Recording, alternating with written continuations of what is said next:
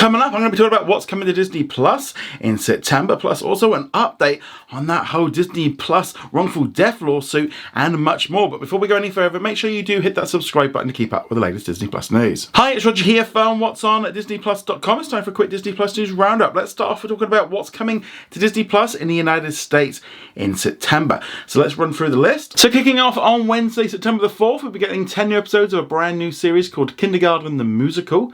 Plus, we're also going to be getting a brand new Lego short series called Pixar Bricktoons, where we're going to be able to join on some of the adventures of many Pixar characters that we know from films such as Coco, Finding Nemo, Brave, and much more. So these are all going to be dropping all at once. Then on Thursday, the 5th of September, we'll be getting a new episode of Are You Sure? We'll be getting new episodes each Thursday. Then on Saturday, September the 7th, we'll be getting some new episodes from the 5th season of Chibi Tiny Tales. And then on Sunday, September the 8th, we'll be getting the sing-along version of Big City Greens, the movie Spacecation. Then on Wednesday, September the 11th, we'll be getting some new episodes of Primos. And on Friday, the 13th of September, we'll be getting the brand new series Lego Star Wars Rebuild the Galaxy and some new episodes from the 3rd season of Me and Mickey. On Tuesday, September the 17th, we'll be getting a brand new episode live of Dancing with the Stars, and there'll be a new episode of that dropping every Tuesday. That obviously is just in the US and in Canada. Also, then on Wednesday, September the 18th, we'll be getting some new episodes of the 2nd season of Hamster and Gretel, How Not to Draw, plus the 2nd season of the Latin series El Pop, plus the first 2 episodes of Agatha All Along. And those episodes will be premiering at 6 o'clock Pacific time. The following week, on Wednesday the 25th of September, we'll be getting a brand new National Geographic documentary, Fly, plus obviously new episodes of Agatha All Along and some new episodes of Disney Junior's Ariel. And then on Friday, September the 27th, we'll be getting Aaliyah and the Mirrors, which is a new Latin American series. Now, obviously, this is in addition to all of the content that will be available through the Hulu Hub. So we're getting in there American Sports Story, the return of Grey's Anatomy, plus a whole host more. There's a load of stuff coming in on the Hulu side. That's really kind of the strong side for me personally, especially internationally. But yeah, there's lots of great stuff, including I think it was like Tell Me Lies Season 2. Load of great stuff, but let me know what you're looking forward to watching on Disney Plus in September in the comments below. Shifting gears now, you might remember last week I spoke about Disney was going to court over a wrongful death lawsuit that was taking place at the Raglan pub in Disney Springs in Walt Disney World. And now someone unfortunately died from an allergy to nuts and dairy, and her family are then putting in a lawsuit. However, Disney lawyers indicated that they were trying to fight the actual case because they said that because the person signed up to a Disney Plus free trial years ago, they actually agreed to terms of service that they actually couldn't go to court. They had to go to arbitration. Now, this caught on all over the place. People, this story just blew up, went completely viral, as it should, because it's disgusting. What Disney lawyers tried to do here was really, really bad, and it's absolutely backfired. And as you might expect, Disney PR's kind of come in and went, whoa, whoa, whoa, okay, we're going to waiver our thing for this to go to arbitration. They want to let it go to court. They put a little statement saying that that's going to be the case. I mean, personally, I do think that really, in this case, Disney's probably not going to be held liable anyway, because they are literally the landlords of the land that the property's on. They don't actually run the restaurant. They don't hire the staff or anything like that. So where the blame comes onto them, I can see why they tried to fight it. But I just think some overzealous lawyer found a loophole and tried to use it, and probably the executives and everybody else were like, what the hell is going on here? That's my personal take on it.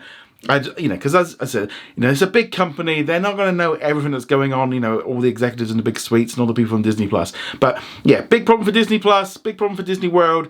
Looks like they're now just going to let it go to court, let it do its thing. Again, this was a tragic accident, and hopefully the family get looked after. But yeah, so the kind of, in some ways, the good thing is now it is going to go to court, and Disney aren't going to try and use some stupid Disney Plus subscription thing to get out of this particular case. It was diabolical what was going on, but nevertheless, you can see there, I wasn't happy with Disney on that one, but I'm glad that they've released on it. But again, too little, too late. They probably should have done this much, much quicker rather than going straight onto the defensive. But I'm sure once they saw the reaction from people over the weekend, that's when they decided to change their mind. But let me know what you think of this in the comments below. Shifting gears now, if you're a fan of Inside Out 2, good news, it's out now on digital platforms. You can buy it.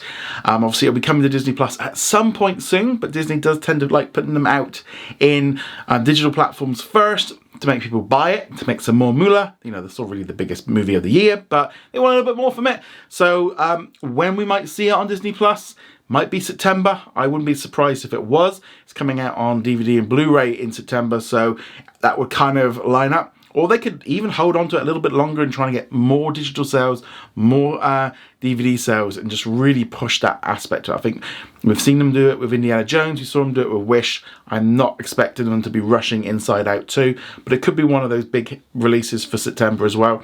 But who knows? I mean, I wouldn't even be surprised if they held on to it until Thanksgiving. But nevertheless, let me know if you're looking forward to watching Inside Out 2 again at home. Love to hear your thoughts on this in the comments below. Got a great question here in reference to yesterday's news that The Acolyte had been cancelled, with Happy Trailer Reactor saying, question, should influencers control what gets cancelled on Disney Plus? So I think this is not necessarily the fact of influencers can't get it cancelled. You know, one influencer on its own talking about a show isn't going to have much impact.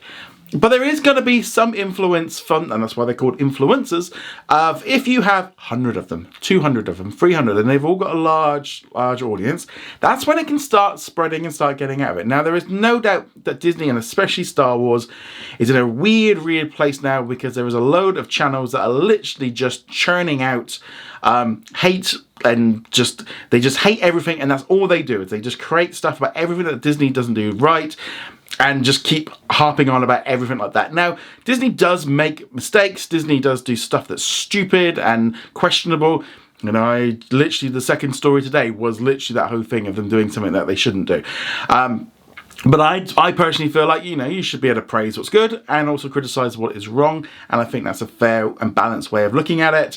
But yeah, influencers can have it. Now, there's a lot of big talk about The Acolyte, where, especially over the last 24 hours, of like the toxic community and all the rest of it. I think it's a weird space right now. I mean, especially as well online, Twitter and etc. is not always real. It's just a echo, and it's just an echo chamber kind of thing, and it can just kind of spread around there, and people think that that's what's going on, and it sometimes can be seen bigger than it actually is. Now, I saw thousands of posts yesterday about The Acolyte going either way, and there's no doubt about it. The Acolyte's viewership was so low that therefore that is a major reason why it's not gone forward, because just people weren't tuning in. Now, there could be a number of reasons for that. It could be that they were influenced by other people into not watching it, and like that was one way of doing it. This is why they put out reviews and why we get things a bit early, to try and basically influence you to the idea of whether we like it or not. Those don't always work, because sometimes you get stuff that comes through and it's awful, and we will tell you. Yeah, I especially do. But yeah, so there is that whole element to it, but also there's a whole load of people that are angry about the cancellation, and they're all just clashing on social media, and it's just one big mess. And let's be honest, there's going to be something else that will happen in the next few days, and most of this will be forgotten and moved on. But there's a lot of sadness about the cancellation of The Acolyte, but there's also a lot of people cheering it on. I'm not really in either of those camps. I understand why it's been cancelled. I get why Disney has cancelled it from a financial point of view and from a business point of view. I would have liked to see more of it. I thought the villain in there and the way they left it, this show had something that they could have done something with it, but it needed some tweaks. And I definitely feel like that is something that with the show, that it would have been nice to see it carried on, but I completely understand the business reason why it wasn't, and why it's maybe best for them just to kind of knock this program on the head and just kind of move on and get on with it. Because I think Lucasfilm as a whole, and I did a whole 10-minute video yesterday about it, and I don't want to get into the one because it really does rattle me up, because Star Wars is so great. You know, I've been a fan since I think my parents took me to see like Return of the Jedi when it first came out, and I had loads of figures and stuff. I am a huge Star Wars fan, always have been, and I always will be. And there are aspects of that new show that I did like, there was aspects I didn't like, but I could say the same for all of the Disney Plus series, and no matter what they put out, I will check it out. But ultimately, The Acolyte, the influence of that, I think it's felt probably much more because it's been much more vocal about The Acolyte, but also it can go the other way. Because while it had got a lot of attention about The Acolyte, it can go, if there's no discussion of a series, it can go the other way, where there's then no influence going on, no one talking about it, and it could die just from the fact of nobody being interested. But very difficult, very tricky. Influencers, again, have an influence on it all, but any one particular one probably doesn't have any particular power. Start putting them together, and there's a train of thought of going with it.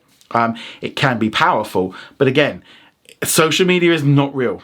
It doesn't always reflect what's really going on. There's lots of bots in there, people that will just especially on X, etc. You know, they are just churning up hatred, because hatred gets more clicks, gets more money. Basically, especially if they're getting paid for stuff. That's the thing you've always got to be careful of with social media, especially, is trying to driving negativity gets much more money than positivity, and that's the one thing everyone needs to be aware of. If you see something negative and you want to respond to it, that's worked. That got exactly what they wanted out of you. And that's something to be aware of with social media. If you scroll by something that is really nice and cute, maybe a nice puppy or something, it might work a bit better. But if there's some good news, you will more than likely not react, not click, and move on. And that is why negativity works so well on social media, because the entire platform is built around engagement and around money, and that's where it all comes from. So just be aware of that in general when on social media, no matter what. Always question, why does this person keep engaging in negativity? More than often than not, it's because they're profiting from it, and they just want that engagement, that love of people listening to them. Because again, if you put out something that you really like it, you're very likely not going to get that same reaction. But let me know what you think of all this in the comments below. Go check us out over at whatsondisneyplus.com. If you've got a great question, pop it in and I'll answer one tomorrow. And on that note, guys, thank you very much. See you guys soon. Laters.